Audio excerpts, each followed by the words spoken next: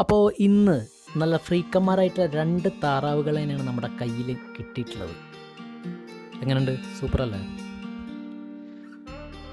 ആ ഫ്രീക്കന്മാരെ ഇപ്പോൾ ഈ കോലത്തിലാക്കി.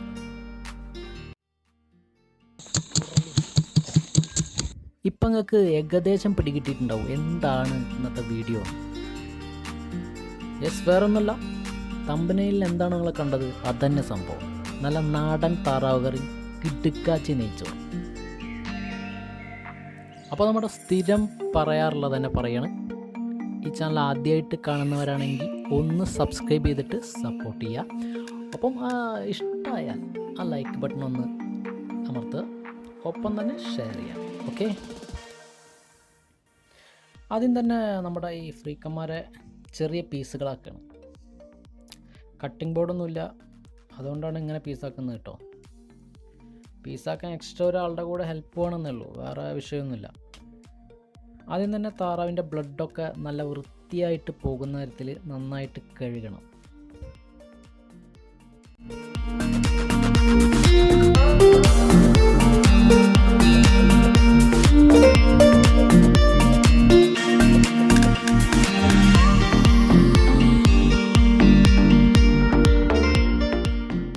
കണ്ടോ, നല്ല വൃത്തിയായിട്ട് കഴുകി മാറ്റി വെച്ചിട്ടുണ്ട്.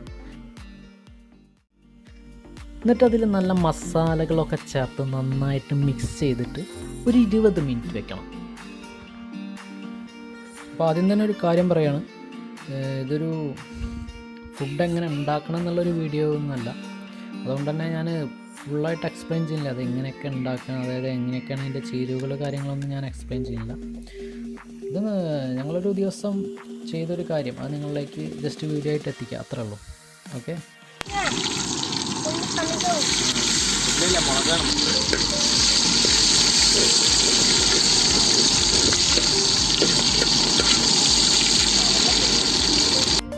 അപ്പോൾ ഈ മസാല പിടിക്കണ നേരം കൊണ്ട് നമ്മൾ നമ്മുടെ താറാവ് കറി ഉണ്ടാക്കാനുള്ള സെറ്റപ്പുകൾ നോക്കുകയാണ്. അതായത് ഇതിലൊക്കെ വെച്ച് ഇതിലൊക്കെ കത്തിച്ചിട്ട് അതിൽ നല്ല വെളിച്ചെണ്ണ ഒഴിച്ച് അതിൽ പച്ചമുളകൊക്കെ കീറിയിട്ട് വഴറ്റിക്കൊണ്ടിരിക്കുകയാണ് ഫോട്ടോ.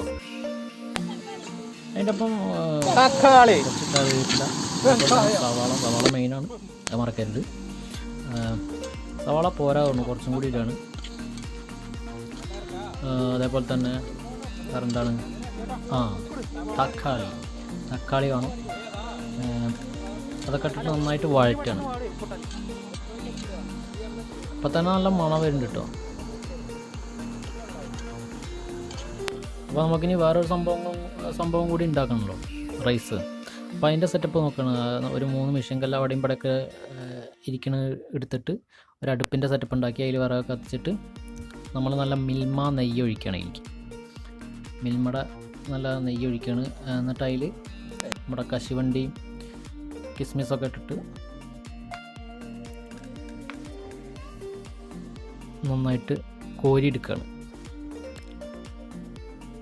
ഇപ്പോൾ നമ്മുടെ താറാവുകാരുടെ സ്ഥിതി ഇപ്പോൾ അതാണ് കേട്ടോ. ആയിട്ടില്ല, ഇനിയുണ്ട് ടൈം, നന്നായിട്ട് കുറുകി വരണം. ഇപ്പോൾ ഈ ഒരു പാകമായിട്ടുണ്ട്.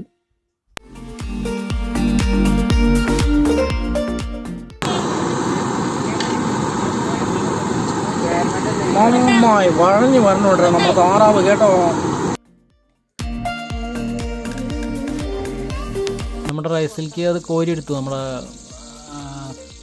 അണ്ടിപ്പരിപ്പും കിസ്മിസൊക്കെ കോരിയെടുത്തു. ബാക്കി പിന്നെ ആ നെയ്യേക്ക് നമ്മൾ കുറച്ച് സവാള ഇട്ടിട്ട് വഴറ്റുകയാണ്. സവാള, അതേപോലെ തന്നെ ഗരം മസാല, കറുവപ്പട്ട, ഗ്രാമ്പൂ, ഏലക്ക, അങ്ങനത്തെ സംഭവങ്ങളൊക്കെ ഇട്ടിട്ട് നന്നായിട്ട് വഴറ്റിക്കൊണ്ടിരിക്കുകയാണ്.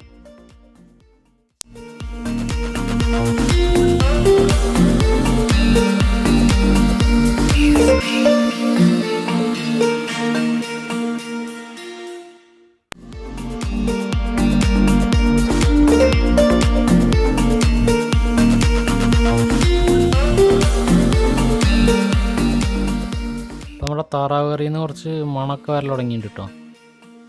അടിപൊളി മണക്ക വരൽ തുടങ്ങിയിട്ടുണ്ട്.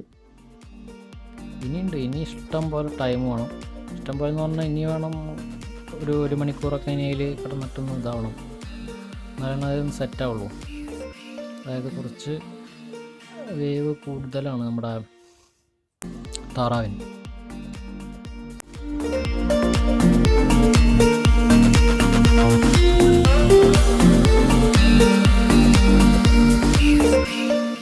ഏകദേശം താറാവ് സെറ്റായിട്ട് വരാൻ തുടങ്ങിയിട്ടുണ്ട്. നന്നായിട്ട് തിളച്ച് കുറുകി വരാൻ തുടങ്ങിയിട്ടുണ്ട്. ആ മണമൊക്കെ എപ്പോഴാണ് കറക്റ്റായിട്ട് കിട്ടൽ തുടങ്ങി. നമ്മുടെ റൈസ് ഇപ്പോൾ ഏകദേശം റെഡി ആയിട്ട് കേട്ടോ. റൈസിൽ ഇനിയിപ്പോൾ ദമ്മിടുക ഉള്ള പരിപാടിയാണ് ഇപ്പോൾ നമ്മൾ നോക്കുന്നത്. ദമ്മിടുന്ന പരിപാടിയാണ് നോക്കുന്നത്. റൈസൊക്കെ പെട്ടെന്നാവും. റൈസിനൊന്നും അധികം ടൈമേ വേസ്റ്റ് ചെയ്യണ്ട. ഇനി ദമ്മൊരു 10-15 മിനിറ്റ് കഴിഞ്ഞിട്ട് ദമ്മെടുക്കണം.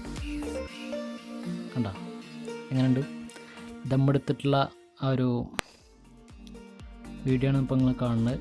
അതിൽ നമ്മൾ ആദ്യം വറുത്ത് കോരിയ കിസ്മിസ്, അണ്ടിപ്പരിപ്പ്, അതേപോലെ തന്നെ ഉള്ളി മൂപ്പിച്ച്, അതായത് ഉള്ളി ഫ്രൈ ചെയ്തിട്ടുള്ള സംഭവം ഉണ്ടായിരുന്നു, അതിട്ടു.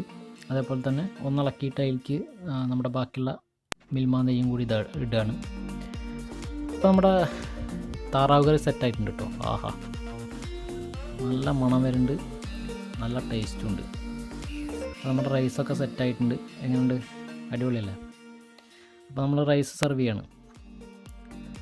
നല്ല റൈസിലേക്ക് നല്ല താറാവിൻ്റെ ചാറൊഴിച്ച്, ആഹാ, ചാറും ഒപ്പം പീസുകളും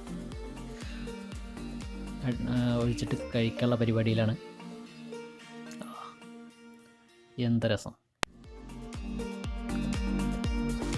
നല്ല ടേസ്റ്റുള്ള താറാവ് കറി കേട്ടോ. സ്വല്പം ഗ്രേവി ഉണ്ടോ? സ്വല്പം ഗ്രേവിയൊക്കെ അവൻ ചോദിക്കുന്നുണ്ട്. അപ്പോൾ അത്രയ്ക്കാനുള്ള ഗ്രേവിയും കാര്യങ്ങളൊക്കെയാണ്. അപ്പോൾ ഇന്നത്തെ വീഡിയോ ഇവിടെ അവസാനിക്കുന്നു.